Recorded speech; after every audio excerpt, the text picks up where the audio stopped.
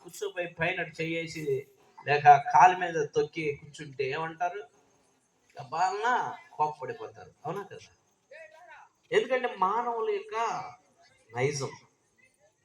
So దేవుడు మనకిచ్చినటువంటి గొప్ప బ్లెస్సింగ్స్ ఉన్నాయంటే ఇవే. ఏంటది? పగలు రాత్రి, గాలి నీరు కదా అమ్మా. చక్కగా రాత్రిపూట నిద్రపోయే వాళ్ళు ఎంతమంది ఉన్నారు? చేతులు ఎత్తండి. అందరు నిద్రపోతారా? ఏం చాలా మంది నిద్రపోరట్టుంది. చాలా మంది నిద్రపోరేమో మీరు. ఎవరు ఈ మాట విన్నవాళ్ళు మాత్రమే ఎత్తారు. నిద్ర కూడా చాలా విలువైనది, అవునా? నిద్రలో పట్టక మొత్తులు తీసుకుంటున్నారు, మొత్తు బిళ్ళలు, మొత్తు ఇంజక్షన్లు వేసుకుంటున్నారు నిద్రలో పట్టక.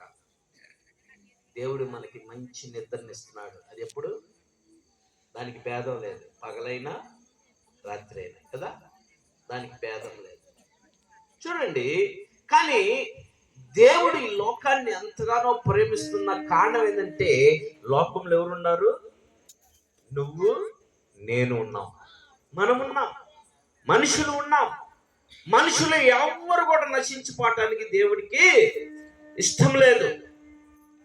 మనుషులు ఎవరు కూడా నశించిపోవటం దేవునికి ఇష్టం లేదు కనుక దేవుడు ఏం చేశాడంటే, తన్ను తాను ఈ మనుషులకి తెలియపరచుకుంటానికి, ఈ మనుషుల్ని దేవుడున్నాడు అనేది ఒక ఐడెంటిఫై చేసుకుంటానికి ఆయన తన్ను తాను తగ్గించుకొని ప్రభువైన యేసుక్రీస్తు లాగా, ప్రభువైన యేసుక్రీస్తు ప్రభువు మనకి పరలోకము నుండి ఈ భూలోకంలో ఒక పసి బాలుడిగా ఆయన మనందరి కొరకు జన్మించాడు.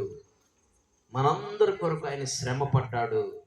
మనందరి కొరకు ఆయన చనిపోయాడు. మనందరి కొరకు ఆయన తిరిగి లేచాడు. మనందరి కొరకు ఆయన ఒక స్థలాన్ని సిద్ధపరిచాడు. ఎలా అంటే, ఆ స్థలం ఎలా ఉండిద్దంటే, చూడండి, ఇప్పుడు మిమ్మల్ని అందరినీ సిద్ధపరచడానికి ఇక్కడ అయ్యగారు ఏర్పాటు చేసినటువంటి ఖాళీ స్థలం, ఈ ఖాళీ స్థలం అంతా చీకటిగా ఉండిద్దని లైటింగ్, ఈ మాటలు మీకు వినపడకపోవచ్చని సౌండ్ సిస్టాన్ని కూడా మీకు ఏర్పాటు చేసి మాటలు వినిపిస్తున్నాడు.